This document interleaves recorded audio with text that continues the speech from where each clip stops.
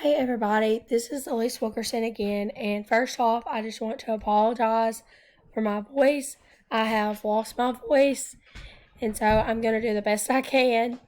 So to begin, I have had a great semester with this class, and I have enjoyed learning how to do live binders. I know that it's probably not perfect because I've never done one, so I've done the best I could, I think, and I hope. So I believe that this will help me in the future in my classroom, and so I hope you all enjoy, and I hope everyone else had a great semester learning how to do this and putting this together. So for my introduction, I just put a picture of my husband and I as my profile picture. My name on there is Elise Wilkerson, and then my little description is this live binder is for me to put any important information that is given or what I think is necessary for this semester. I will be able to use this binder in the years to come. So this is just my table of contents. This is just basically how I labeled everything throughout the semester and how I went about doing it. I just kind of went through and just labeled everything the best I could, just kind of to where that I would understand what it is.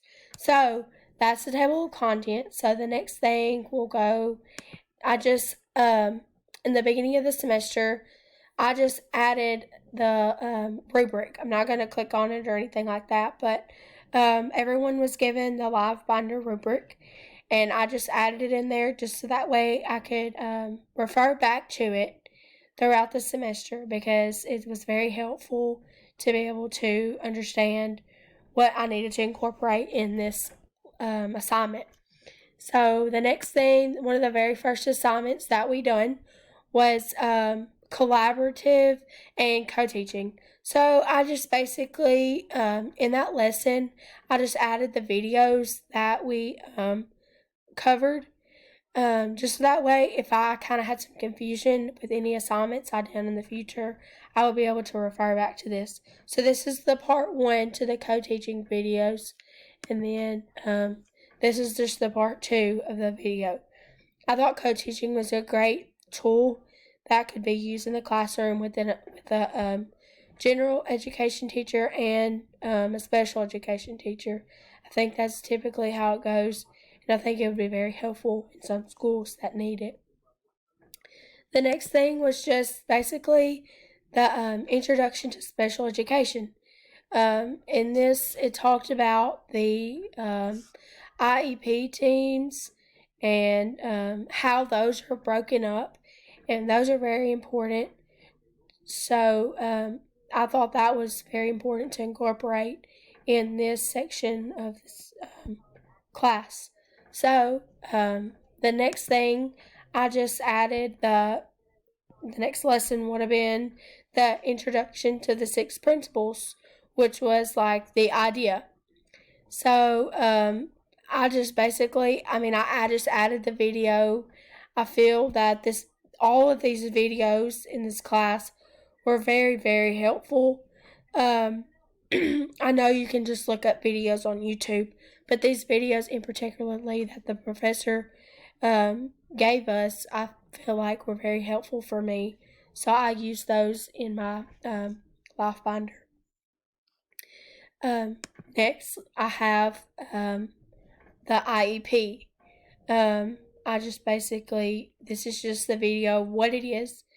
You just click on the link there, and then the little sub tab I have there is just the 4 sections of it. Just kind of explaining, and one of the projects that we actually done, I talked about IEP, and so this information that I've added in here was very, very helpful for me. Then on another sub tab, I added the 8 components of IEP. The 8 components of IEP were very, very helpful, and so I feel like, so basically, sorry about that. I just added the 8 components of the IEP in another sub tab to be able to refer back to it. The next thing is RTI. RTI is very helpful. in RTI, there was 4 videos that were added, and RTI is very important in special education.